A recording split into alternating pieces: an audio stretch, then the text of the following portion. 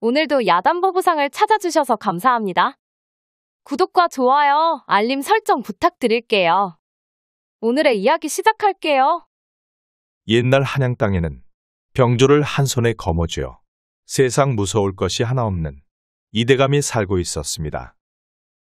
대사마인 이대감은 주위 백성이 평을 하길 세상 그 같은 이만 있다면 태평성대는 따론 당상이다 말할 정도로 가뭄이 찾아오면 곡식을 풀었으며 태풍으로 물난리가 나면 임금에게 주청을 드려 군사를 움직여 구제에 힘을 썼기에 그의 명성은 하늘을 찌를 정도였지요. 하늘도 우리 대감님의 앞길을 막지 말라는 것이지.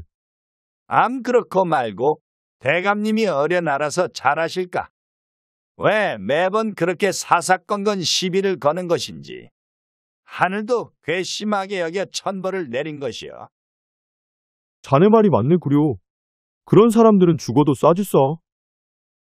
언제부터인가 이대감이 편전에 들어 안건을 낸 사항에 대해 반대를 하며 들고 일어선 자들이 있으면 자다가 느닷없이 세상을 떠나지 않나. 기방에 들어 술을 거나하게 한잔하고 들어오다 발을 헛디뎌 세상을 떠나기도 하였는데 이상하게도 발을 헛디딘 사람의 목이 꺾여 있는 것이었지요. 아버지 소녀 수아입니다. 그래, 들어오너라. 당시 이대감에게는 슬아의 아들 하나와 딸아이 둘이 있었는데 장남인 큰아들은 아버지의 권세를 등에 업고 세상 무서울 것 없이 살아가고 있었으며 둘째 딸아이는 아비 다음이라 할 정도의 권세를 가진 집안으로 시집을 가 뭐 하나 부족한 것 없이 살고 있었습니다. 헌데 막내 수아는 이미 혼기가 꽉 찼음에도 불구하고 혼담이 오고 가기는커녕 들어오는 혼담도 단칼에 거절하였기에 소문에는 딸을 너무나 이뻐하여 그리한다는 말이 나돌기도 하였죠. 하지만 이대감은 딸 수아를 귀하게 여기는 것도 아니었던 게 오늘같이 이유가 있어 부르는 날이 아니면 지금껏 단 한 번도 수아를 찾지 않았고 그의 눈빛에서는 마치 더러운 것을 보는 듯한 혐오의 눈빛이 흘러나오는 게 아니겠습니까? 그리고 이유가 있어 딸을 찾은 날에 흘러나오는 그들의 대화에서는 부녀지간의 따뜻한 온기가 흘러나오는 게 아니라 마치 장수와 병졸의 대화처럼 상명하복의 관계로 보여지는 것이었습니다. 이번에 이 차를 처리하거라. 이대감은 수아를 부를 때마다 사내가 그려진 용모파기를 건네었는데 수아는 늘상 있던 일이라 그런지 아무런 이유도 묻지 않으며 영혼없는 눈빛으로 사내의 얼굴을 확인하고는 무미건조한 표정을 지으며 물었습니다. 기일은 언제로 하면 될까요? 그건 내가 알아서 하거라. 대신 빠르면 빠를수록 좋겠지. 알겠습니다, 아버지. 그럼 이만 소녀는 나가보겠습니다. 아비가 딸에게 그것도 사람을 해하라는 명을 서슴없이 말할 수 있는지, 그리고 그러한 명을 당연하다는 듯이 받는 딸의 모습은 마치 기이하게 보일 지경이었습니다. 그리고 수아가 방에서 나가자 이대감은 이제는 이 나라가 내 소나기에 떨어진 날도 얼마 남지 않았구나. 혼자 남아 그렇게 읊조리듯이 말하더니 껄껄거리며 웃는 소리가 방 안에 크게 울려 퍼졌습니다. 대감마님의 명을 잘 받았느냐? 수아가 이대감을 만나고 돌아오자 한 사내가 기다렸다는 듯이 그녀에게 묻는 것이었죠. 네, 스승님. 이번에는 이자를 처리하라 하셨습니다. 그래. 한치의 실수도 허용하면 아니 된다는 걸 잘 알고 있겠지. 그리고 너는 대감님의 딸이라고는 하나 반쪽짜리란 걸 항상 명심하거라. 행여나 발각되더라도 그 자리에서 자결을 택하여 조금이라도 대감마님에게 해가 오지 못하게 해야 한다는 것 또한 명심하고 또 명심해야 할 것이야. 스승이라는 사내가 반쪽짜리 딸이라는 말에 감정이 없을 것만 같았던 수아의 얼굴이 아무도 눈치채지 못할 정도의 작은 꿈틀거림이 일고 있었습니다. 그도 그럴 것이 수아가 이대감의 딸이라고는 하나 그녀의 어미가 천하디 천한 천민이었고 그저 이대감에 스쳐 지나가는 수많은 하룻밤 중 자신의 어미도 포함되어 태어났기에 자기도 모르게 감정을 표출하고 말았던 것이었죠. 제가 그걸 모를 리가 있겠습니까? 그러니 이만 나가 보겠습니다. 스승님께 드릴 말을 전부 전해드렸으니까요. 수아는 그리 말하고는 방을 나가버렸고 조금 전까지 매몰차게 말하며 냉정한 얼굴을 하고 있던 스승이라는 사내는 언제 바뀌었는지 수아가 나간 방문을 보며 측은한 얼굴로 바뀌어 있었습니다. 불쌍한 녀석. 세상에 태어나 사랑이라는 걸 받아본 적이 없었을 테지. 사내는 불현듯 수아를 처음 만난 날이 떠올라 더욱 수아가 측은하게 다가왔습니다. 살수의 삶을 살아온 저에게 아이를 키우라니요. 그것도 아씨를 어찌 그렇게 할 수 있겠습니까? 이는 제가 감당하지 못할 명이옵니다. 10년 전 이대감은 스승이라는 사내를 불러서는 어린 수아를 보여주며 앞으로 키우며 가르치라는 것이었습니다. 누가 아이를 돌보라고 했더냐? 비록 저 아이가 나의 피를 이어 받았다고는 하나 반쪽짜리에 불과하니 너는 그저 살수로서 쓸만하게만 만들면 된다. 그리고 저 아이의 어미인 그 계집을. 이대감은 하던 말을 갑자기 멈추면서 수아를 슬쩍 한번 보더니 나가 있으라 말을 하였고 수아가 방을 나가자 멈추었던 말을 이어 말했습니다. 그 천한 계집이 저 아이가 나의 핏줄이란 사실을 온 동네에 떠벌렸더구나. 하여 내 할 수 없이 저 어린 것을 데려온 것이야. 그러니 넌 저 아이가 내 딸이란 생각은 하지 말고 오로지 완벽한 살수로 키워내거라. 그리고 여길 나가거든 저 아이의 어미를 오늘 밤 그 누구도 모르게 처리하고 와야 하느니라. 내가 무슨 말을 하는지 알겠느냐? 그리 말하고 나서 이대감은 뭔가를 골똘히 생각을 하더니 사내를 보며 얼음장보다 더욱 차가운 말투로 말을 했습니다. 모름지기 이러한 일은 세월이 지나면 문제가 생기는 것이 자명하지. 허니 반쪽짜리라도 나의 피를 이은 자가 훗날 나를 배신할 리 있겠느냐? 이대감이 그리 말하자 그의 말뜻에 지금껏 검은 일을 모두 도맡아 해왔던 자신에 대한 경고의 의미가 담겨 있다는 걸 알았기에 거기에 더 나아가 핏줄마저 이용하는 이대감의 모습을 보며 사내는 절로 몸이 떨려왔습니다. 그랬기에 사내는 결국 그 방을 나가 이대감의 명대로 수아의 친어미의 집에 찾아가고 말았습니다. 그리고 다음 날부터 시작된 수아와의 생활은 사내에게 크나큰 변화로 다가오게 되었죠. 장가를 한 번도 가본 적 없던 사내가 어찌 아이를, 그것도 여자아이를 하물며 살수로 키울 수가 있었으랴.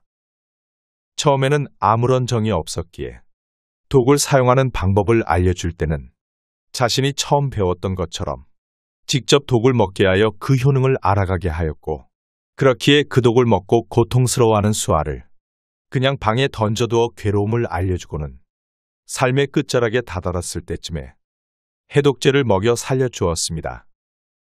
그리고 무예와 칼 쓰는 법 또한 처음 시작은 맞는 법부터 알아야 한다며 어린 수아를 사정없이 때렸고, 그런 매질로 인해 온몸에 열이 오르고 상처가 덧나면 그저 약초를 알려주며 살아남으라고 하는 게 전부였죠. 그랬기에 어리디 어린 수아는 독을 먹어 밤새도록 토를 하고 배가 찢어질 듯한 고통이 다가와도 그저 이빨을 꽉 깨물고 버티며 눈물만 흘릴 뿐이었습니다. 그러다가 독을 어느 정도 배우고 이번에는 무예를 연마할 때 그 고사리 같은 손으로 칼을 휘두르다 그만 실수로 베이는 날에는 어린 몸이 이기지 못하고 고열이 올라 눈앞에 헛것이 보일 정도로 괴로워하다가 결국 이기지 못하고 실신을 할 때가 많았는데, 그러다가 가까스로 눈을 뜨게 되면 그저 오늘 하루도 살아남았구나 생각만을 하였죠. 그렇게 살아온 세월이 10년. 그리 살다 보니 지금은 어느덧 스승을 뛰어넘을 정도의 실력을 갖추게 되었고, 감정은 메말라 버린 채 오로지 이대감의 명이 떨어지면 그 누구도 살려두지 않는 차디찬 살수로 변하게 되었습니다. 스승님 잠시 나갔다 오겠습니다. 아무래도 동선을 짜보려면 눈으로 한번 담고 와야 할 것 같아요. 이대감에게 명을 받고 다음 날이 되자 수아는 용모파기에 그려진 사내를 어찌 처리할지 방법을 생각을 하기 위해 그 목표물이 살고 있는 곳으로 가게 되었습니다. 그래, 저기 저 모퉁이를 지날 때 거사를 치르면 되겠구나. 그러면 사람들 눈에 띄지 않고 할 수 있을 것이야. 목표물의 사내가 지나갈 곳을 예상하며 어떻게 처리할 것인지 머릿속에 정리를 한 수아는 이 정도면 되었다는 생각에 더 이상 둘러보지 않고 집으로 돌아가려는데 저자에서 사내 몇 명이 고함을 지르면서 아나무인처럼 소란을 피우고 있었습니다. 할멈, 사람을 치고 갔으면 돈을 줘야 할 것 아니오? 거기 그 손에 꼭 쥐고 있는 돈을 달래도 거 몇 푼 안 되는 거라도 받아가야 할 거 아니오? 이놈들아, 이건 안 된다. 내 새끼 약값이란 말이다. 내가 죽기 전에는 절대 못 주니까 그리 알거라. 할멈 말 잘했구려. 내 오늘 저승 구경 시켜 줄 터이니? 참말로 그때까지 돈을 못 주는지 한번 봅시다. 사내들은 늙은 여인의 손에 들려진 돈을 빼앗기 위해 사정없이 발길질을 하기 시작하였고 많은 이들이 그 모습을 보았지만 누구 하나 노파를 도와주는 이가 없었습니다. 사람들의 이목을 끌기 전에 얼른 사라져야겠구나. 수아는 늙은 여인이 당하는 모습을 보았지만 사람이라면 당연히 생겨야 할 연민, 가련함, 이런 감정은 마음에서 새어나오지 않았고 오로지 오늘 밤 행해야 할 일이 지금 일 때문에 조금이라도 방해를 받지 않기 위해 사람의 이목을 끌기 전 서둘러 여기서 사라져야겠다는 생각만을 하였습니다. 제발 도와주시오. 이 돈을 빼앗기면 딸아이 약을 사가지 못합니다. 그러니 제발 도와주세요. 노파는 가진 힘을 쥐어짜내며 도움을 요청하였는데 하필 그 당사자가 급히 지나가는 수아였고 시정자빼는 그 모습을 보고는 노파와 수아가 아는 사이라고 오해를 하고 말았습니다. 이 계집이 어딜 가려고? 이리 오지 못해. 사내들 중 한 명이 급히 지나가는 수아의 팔을 잡아버렸고 본능적으로 단검을 꺼내려던 수아는 순간 아차 싶은 생각에 단검을 꺼내려던 행동을 멈추고 몸에 힘을 빼고는 사내가 힘으로 잡아 끄는 대로 반항 한번 하지 않고 노파가 있는 곳에 같이 쓰러지게 되었습니다. 독이라도 써서 한꺼번에 없애버릴까? 아니야, 그러면 사람들이 이상하게 생각할 것인데. 어쩌지 몇 대 맞고 끝나면 상관이 없지만 몸을 뒤지기라도 하면 단도와 암기가 쏟아져 나올 것이 자명하거늘. 저자의 무례배들을 상대하는 것은 어렵지 않았으나 이후 이목을 끌면 안 된다는 생각에 수아의 머릿속은 복잡해져 갔습니다. 뭘 그리 매섭게 쏘아보는 것이야. 안 되겠다. 이 계집이 정신을 차리게 해줘야지. 수아가 악에 받쳐 자신을 쏘아본다고 착각을 한 무례배는 할멈에게 하던 대로 그대로 다리를 들어 발길질을 하려 하였고 수아는 그 발을 보며 최대한 몸이 다치지 않게 맞을 준비를 하는데 순간 앞이 캄캄해지면서 커다란 몸이 자신을 가리는 게 아니겠습니까? 이것도 못이오. 애들아, 일단 이 녀석부터 처리하자. 웬 사내 한 명이 무례배가 발을 들자 급히 끼어들어 수아의 몸을 감싸주었기에 사내들의 발길질은 그 사내에게 집중되기 시작하였죠. 이게 뭣들 하는 짓이야? 감히 이분이 누구 집 자제인지 알고 행패를 부리는 것이더냐? 이분을 말할 것 같으면 예조의 으뜸이신 예조 판서 최대감님의 자제분이시다. 사내의 뒤를 따라왔던 머슴이 소리를 지르며 그리 말하자 저자의 무례배들은 서로의 얼굴을 번갈아 보며 사태를 파악하였고 이내 일이 잘못되어도 크게 잘못되었다는 걸 느끼고는 너나 할 것 없이 그 즉시 주랭랑을 쳐버렸습니다. 낭자, 상한 곳은 없소이까? 얼굴에서 피가 주르륵 하고 흘러내리는데 여인이 걱정할까 싶어 애써 미소를 지어 보이며 오로지 수아의 안위만을 챙기자 수아의 머리로는 지금 이 사내의 행동이 도저히 이해가 가지 않았습니다. 왜 웃는 것이야? 일면식도 없는 사람을 위해 자신의 몸을 해하면서까지 도우다니. 지난날 살아온 수아의 인생을 생각한다면 지금 구해준 사내의 행동은 도저히 이해도 가지 않았고, 아니 이해조차 할 수 없었습니다. 많이 놀란 모양이요. 대답도 하지 못하는 걸 보니 이럴 게 아니라 의원에게 갑시다. 꺽쇠야 넌 저기 저 노파를 챙기거라.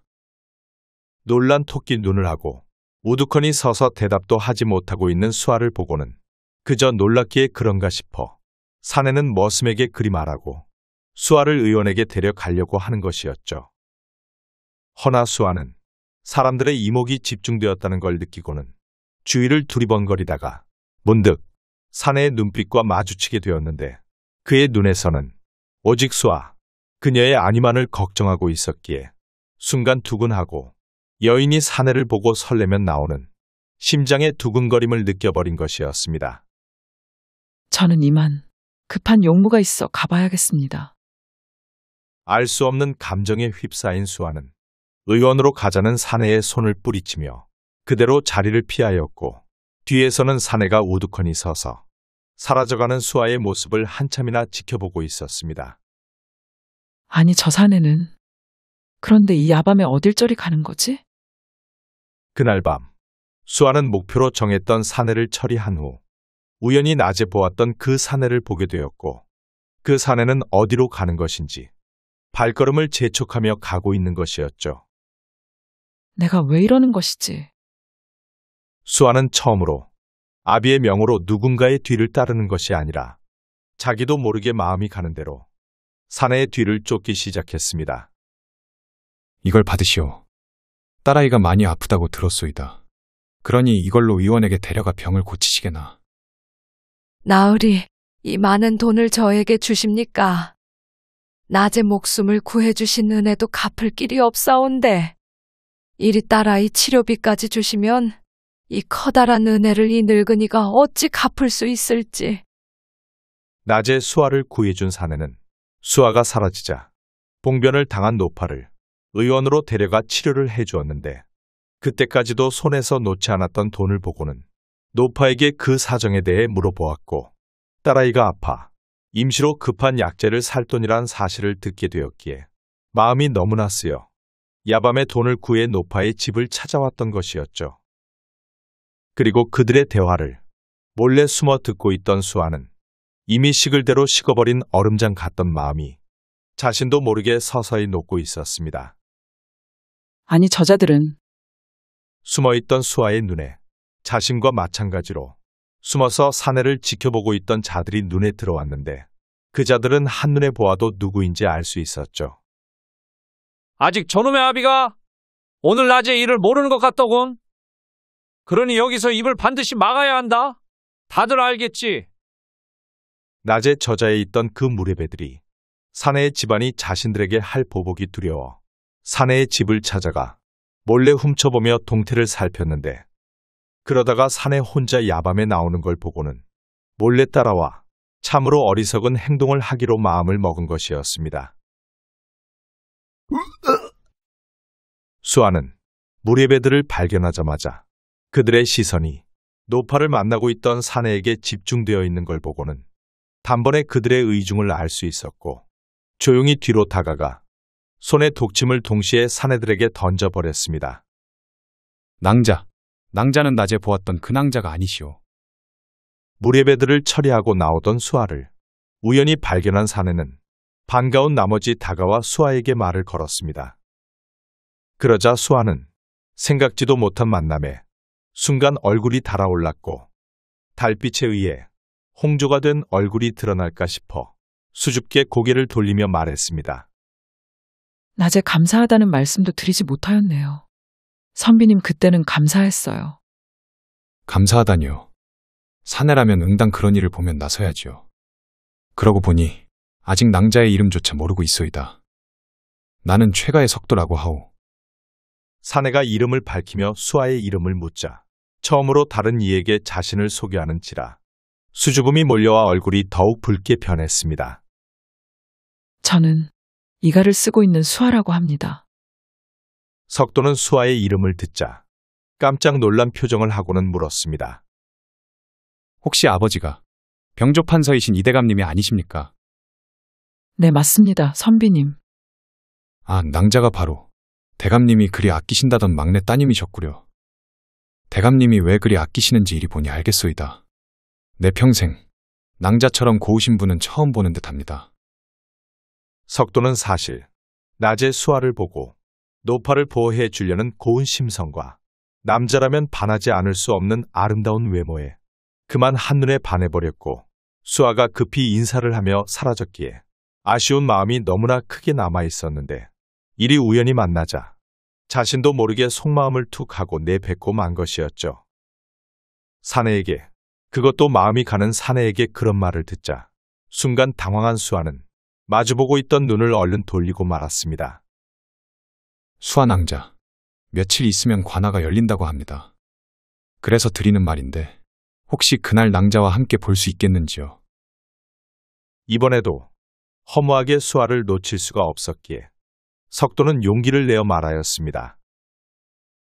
저는 약조를 할 수 없는 몸이라. 수아는 가고 싶어도 확답을 할 수 없었기에 그저 우물쭈물하며 말끝을 흐렸는데 석도는 그런 수아에게 술씨가 좋겠소이다. 그러니 내 반드시 술씨에 나오겠소. 낭자도 그때 꼭 나오시는 걸로 알고 있겠소이다. 석도는 수아의 대답도 듣지 않은 채 시간을 말하며 급히 사라져버렸고 수아는 그런 석도를 보며 미소를 짓게 되었는데 그런 자신의 모습에 그녀는 깜짝 놀라고 말았습니다. 내가 웃고 있었구나. 나도 다른 일을 보며 웃을 수 있는 사람이었어. 그렇게 시간은 며칠이 지나버렸고 관아가 열리는 날 한양 저자는 불꽃을 보기 위해 많은 이들이 모여들어 마치 나라에 큰 잔치가 벌어진 듯하였습니다. 그리고 해가 지자 사람들은 너나 할 것 없이 불꽃이 잘 보이는 곳에 자리를 잡고 오순도순 모여 제각각 웃음꽃을 피우며 자리를 잡았습니다. 낭자, 도대체 어디에 계시오? 관아날만 손꼽아 기다린 석도는 해가 지기도 전에 먼저 도착해 하늘이 훤히 보이는 곳에 자리를 잡고는 이제나 저제나 수아낭자가 오기를 설레는 마음으로 기다렸으나 아무리 주위를 둘러보아도 좀처럼 그녀가 보이지 않았기에 마음이 조급해져 왔습니다. 그래, 마음을 접자. 안 오시려는 게지. 아무리 기다려도 수아낭자가 오지 않았기에 크게 실망을 한 석도는 그만 마음을 접고 집으로 돌아가려고 하던 그때 그 수많은 사람들 중에서 한눈에 보아도 수아낭자인 그녀가 주위를 두리번거리며 자신에게 걸어오는 게 아니겠습니까? 낭자 여기입니다. 수아낭자를 발견한 석도는 반가운 마음에 양반의 체면은 어디 던져 두었는지 양팔을 흔들며 수아를 불렀고 사람들의 이목이 부끄러웠던 수아는 수줍은 얼굴을 하고선 석도에게 다가왔습니다. 많이 기다리셨지요. 제가 사정이 있어 늦었어요. 아니요, 낭자. 이리 나와주신 것만 해도 너무나 좋소이다. 그때였습니다. 둘의 만남을 축복하는 것인지 하늘에서는 불꽃이 아름답게 술을 놓기 시작하였는데 수아와 석도는 그렇게 아름다운 불꽃에 눈을 돌리는 게 아니라 마치 시간이 멈춘 것처럼 서로를 한참 동안이나 바라보았습니다. 하늘의 저 불꽃이 마치 수아낭자 같구려. 두 사람은 어느새 불꽃을 보며 서로의 손을 맞잡고 있었고 수아는 난생 처음 사내의 큰 어깨에 머리를 기대었습니다. 자리를 피합시다. 하늘에서 터지는 불꽃 소리보다 수아와 석도의 심장 소리가 더욱 커질 때쯤 갑자기 한 방울 두 방울 내리던 빗물이 삽시간에 후두둑거리며 거세게 쏟아지기 시작했습니다. 장대 같은 비가 갑자기 쏟아지자 모여있던 많은 사람들은 우왕좌왕하며 비를 피하기 시작하였고 행여나 많은 사람들 때문에 사고가 날까 싶어 석도는 수아의 손을 잡고 인적이 드문 곳으로 뛰기 시작하였죠. 그렇게 뛰어간 곳은 뒷산 근처에 있는 버려진 폐가였고 석도가 거기로 데리고 가자 수아의 얼굴에서는 슬픔이 묻어 나오는 게 아니겠습니까? 여기는 수아낭자, 여기를 아시오. 네, 잘 알지요. 어릴 적 숨을 곳이 필요하면 여기로 와 숨었답니다. 수아가 스승에게 맡겨지고 그 수많은 고통을 느끼며 어린 마음에 숨을 곳을 찾았는데 그 장소가 지금 여기 석도가 데리고 온 폐가였던 거였습니다.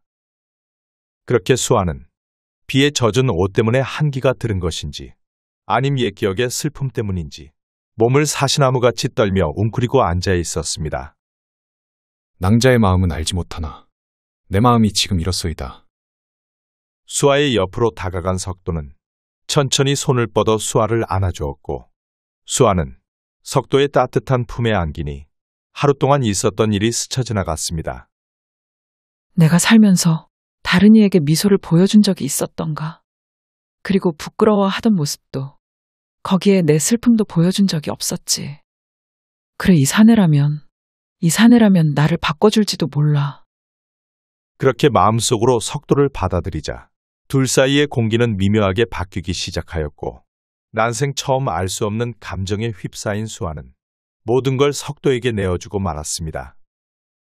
그렇게 둘만의 긴 밤은 지나가게 되었고 다음 날부터는 지금껏 담을 쌓으며 감춰두었던 감정들이 봇물처럼 쏟아져 나와 만날 때마다 다음 날을 기약하며 슬픔이 담겨있던 그 폐가에서 둘만의 사랑을 키워나가게 되었죠. 그러던 어느 날 조정에서는 수아의 아비가 나라를 차지하기 위해 많은 대신들을 암살하였다는 말들이 나돌기 시작하였고 그리고 얼마 후에는 그 말에 힘을 실어줄 증자까지 나왔기에 역적모의를 한 이대감을 지금 당장 잡아들여야 한다는 주청이 올라갔습니다. 그리고 그 말을 들은 이대감의 집은 마치 지금 당장이라도 군사를 일으킬 것 같은 전운이 감돌았습니다. 누가 감히 그 말을 흘린 것이야? 아니다. 지금 그게 중요한 게 아니라 감히 내가 역적모의를 했다고 임금께 주청을 드린 그놈을 없애야 한다. 밖에 누구 없느냐? 지금 당장 수아를 불러오거라. 가만히 앉아서 당할 수만은 없었던 이대감은 임금께 주청을 드린 자를 없애기 위해 머슴을 불러 수아를 불러들였습니다. 아버지 부르셨습니까? 그래, 지금은 시간이 촉박하니 넌 지금 당장 이 두 녀석을 처리하고 오너라. 이대감은 그리 말하고는 용모파기가 그려진 종이 2장을 수아에게 건넸는데 수아는 거기에 그려진 사내들을 보고는 깜짝 놀라 종이를 들고 있던 손이 한없이 떨려왔습니다. 아버지, 어찌 이자를 처리하라 하십니까? 지금껏 명을 내릴 때 한 번도 되묻지 않았던 수아가 얼굴을 잔뜩 일그러뜨린 채 묻자 이대감 또한 얼굴이 일그러졌습니다. 감히 천하디천한 계집 주제에 내 피를 이었다고 나에게 감히 감정을 드러내는 것이더냐. 지금 당장이라도 내 녀석을 사라지게 할 수 있다는 걸 정녕 모르는 것이야.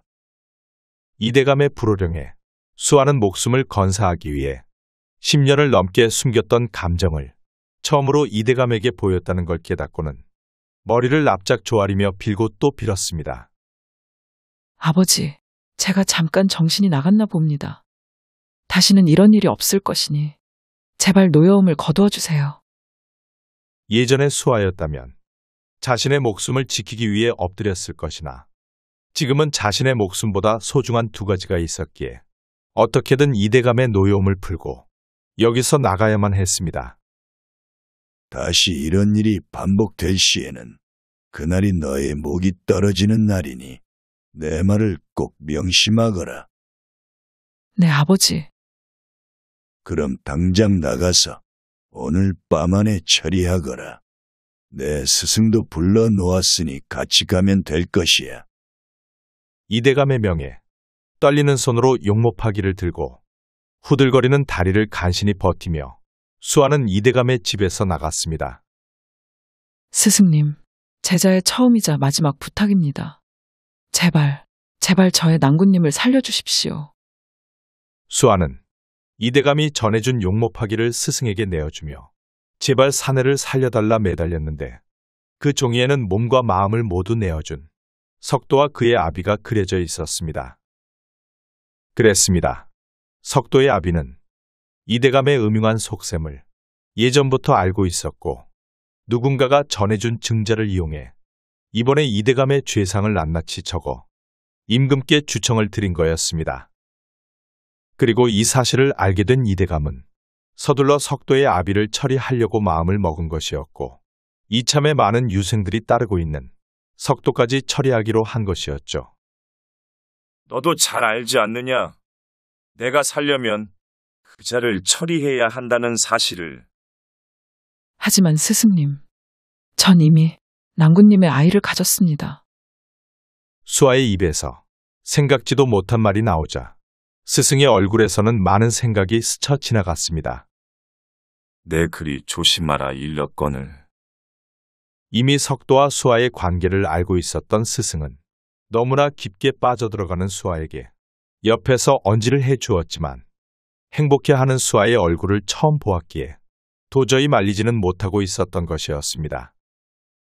아무리 내가 배태를 하였다 하여도 살기 위해서는 그 자를 처리해야 한다.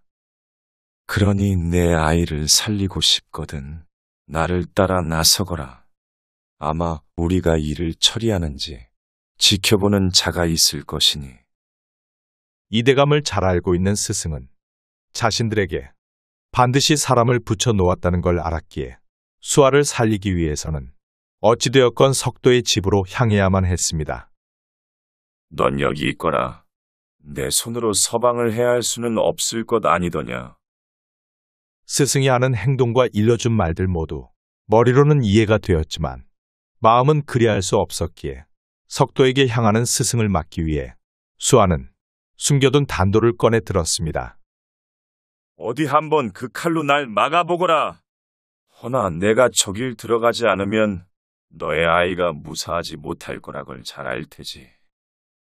아이라는 스승의 그 한마디에 수아는 무너져 내릴 수밖에 없었고 힘없이 단도를 떨어뜨리며 스승이 지나가게 길을 터준 후 그녀의 눈가에서는 눈물이 한없이 흘러내렸습니다.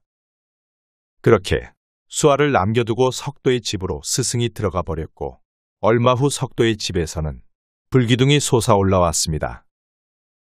일어나거라. 이제 전부 끝났으니. 불을 지르고 밖으로 나온 스승은 망연자실하고 있는 수아를 일으키며 그리 말했고 보이지 않는 누군가를 향해 소리쳤습니다. 명한 일은 끝났으니 어서 가서 대감님께 알리거라. 스승의 말에 아무런 대답이 돌아오지 않았지만 스승은 이제 되었다는 얼굴로 수아를 데리고 집으로 돌아갔습니다. 수아야, 너에게 해줄 말이 있다. 석도는. 집으로 돌아온 스승은 수아를 앞에 앉히고 뭔가 중요한 말을 전달하려고 하던 그때 불화살이 하나가 방으로 날아 들어왔고 밖에서는 이대감의 목소리가 들려왔습니다. 거기서 다 죽기 싫으면 밖으로 썩 나오거라. 집에 있는 것을 다 알고 왔으니. 조정에서 이대감을 임금께 고한 자가 사라졌으니 이제는 살아있는 증자인 그 둘만 사라지게 하면 된다 생각한 이대감은 수아들을 이끌고 스승과 수아를 처리하기 위해 찾아온 것이었죠. 잘 듣거라. 여긴 내가 맡고 있을 테니 넌 뒷문으로 가. 곧장 내 서방을 만나던 곳으로 가야 한다. 거기로 가면 너를 반기는 자가 있을 것이니. 스승님, 저 혼자 어찌 간다 말입니까? 지금 내 명을 거절할 셈이더냐. 명심하거라. 너의 뱃속에는 너의 아이가 자라나고 있다는 걸. 사내는 그리 말하고는 검을 들어 방문을 열어 제쳐 밖으로 나가며 수아에게 말했습니다. 수아야, 지금껏 너에게 모질게만 대한 것 같아 미안하다. 허나 그건 다 너를 살리기 위해서였지 진심이 아니었단다. 이승에 대한 미련은 없다마는 딱 하나 걸리는 게 있다면 널 닮은 아이가 태어나는 걸 보지 못한 게 마음에 걸릴 듯하구나. 그래도 너에게 이리 마지막으로 선물을 줄 수 있어. 이 스승은 기쁘단다. 그리고 나에게는 내가 만들어준 부적이 있지 않느냐. 혹시 아느냐? 여기서 살아남아 너를 찾아갈지. 장가 한번 들어본 적 없었던 스승은 세월이 가면서 수아가 마치 딸처럼 생각하게 되었고 이대감의 눈밖에 날까 염려되어 수아를 지키기 위해 그리 모질게 되었던 것이었죠. 그리고 그의 검 손잡이에는 지난날 수아가 어디서 듣고 왔는지 무사를 지켜주는 부적이라며 검집의 부적 같은 붉은 실을 만들어 주었기에 스승은 그걸 흔들어 보이며 사지로 나간 것이었죠. 수아는 어딜 가고 내 녀석 혼자서 나오는 것이야. 아니 되었다. 여길 샅샅이 찾아보면 될 일 무엇들 하는 것이냐. 어서 쏘지 않고. 이대감의 말에 하늘에는 수아들이 쏘아 올린 수많은 화살들이 스승에게 향하였고 그걸 본 사내는 움츠려 드는 게 아니라 수아의 부적이 매달린 검을 부여잡고는 이대감을 향해 뛰어갔습니다. 허나 스승의 날랜 움직임도 수아가 달아준 그 부적도 이대감이 데리고 온 수아들이 있어 그 수많은 화살들은 막지 못하였고 결국 사내는 수아를 지켜내기 위해 그렇게 최후를 맞이하고 말았습니다. 낭자, 무사하셨구려. 스승의 명에 눈물을 흘리며 도망친 수아는 쉬지도 않고 내달려 석도와 만났던 폐가에 도착할 수 있었고 거기에는 죽은 줄 알았던 석도가 있었습니다. 살아 계셨군요, 낭군님. 내 낭자, 그자가 나와 아버지를 살려주었소. 이대감이 수아를 시켜 수아와 자신을 지켜보고 있다는 걸 알았던 스승은 밖에서 수아를 기다리게 하여 이대감의 수아의 시선을 자신에게 멀어지게 하고는 석도의 집에 들어가 일부러 불을 지른 후 석도와 그의 아비는 뒷문으로 피하게 하였고 이 일이 끝나고 나서 이대감이 분명히 수아와 자신을 처리할 거란 걸 알았기에 석도에게 여기에서 기다리라고 하였던 것이었습니다. 석도의 입에서 스승이 행한 일을 모두 전해 듣자 수에는 가슴이 후벼 판 듯이 아파왔고 눈에서는 하염없이 눈물이 흘러나왔습니다. 그리고 석도의 입에서는 수아가 알지 못한 사실을 하나 더 말해주었는데 수아의 스승은 석도와 수아가 만나 사랑을 나누는 걸 알고는 이대감이 사라지지 않는 한 수아가 행복해질 수 없다는 걸 알았기에 지금껏 이대감이 자신과 수아에게 명한 모든 일들을 전부 자신이 한 것처럼 정리하여 장부를 만들어서 석도의 아비를 찾아가 전해주며 반드시 이대감을 몰아내 달라고 부탁하였던 것이었죠. 스승님, 스승님의 하해와 같은 은혜를 이 제자는 어찌 갚는단 말입니까? 낭자, 낭자의 스승께서 낭자를 위해 하나 더 남겨놓은 게 있으니 저를 따라오시지요. 석도는 그리 말하고는 한양 밖으로 걷기 시작하였고 수아는 눈물을 흘리며 그 뒤를 따랐습니다. 수아가 맞느냐? 정말 내 딸 수아인 것이야. 죽었다 생각한 어머니가 아니 이제는 마음속에서 사라졌다 생각한 어머니가 자신을 보자마자 딸인 걸 바로 알아채고는 수아를 보자마자 달려와 안아주는데 그 품 안이 얼마나 포근한지 지금껏 수백 수천 번 불러보고 싶었던 말이 수아의 입에서 절로 튀어나왔습니다. 어머니, 어머니의 딸 수아가 맞아요. 보고 싶었어요, 어머니. 수아를 처음 본 그날 대감의 명으로 수아의 어미를 처리하기 위해 찾아간 사내는 그녀의 어미를 처리하기 위해 검을 들었다가 그날 처음 본 수아의 눈동자가 생각났고 어미의 눈동자가 수아의 눈동자와 꼭 닮았기에 살수 생활 처음으로 누군가를 해하지 않고 돌아와 이대감에게 거짓 보고를 올렸던 것이었습니다.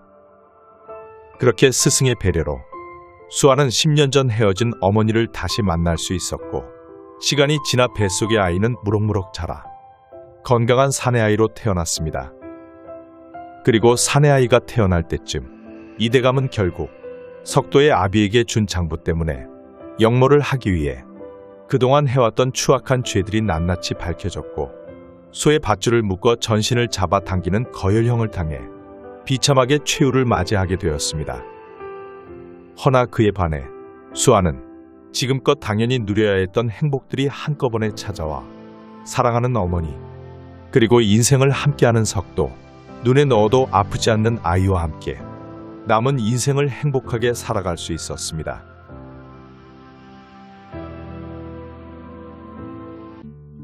시청자 여러분의 소중한 시간 내어주셔서 감사합니다. 이 영상으로 인해 소중한 인연을 맺은 모든 분에게 행복한 나날과 사랑이 넘치는 삶이 되기를 진심으로 기원합니다. 앞으로 인연을 이어갈 수 있게 노력하는 야담 보부상이 되겠습니다. 여러분의 구독은 사랑입니다. 감사합니다.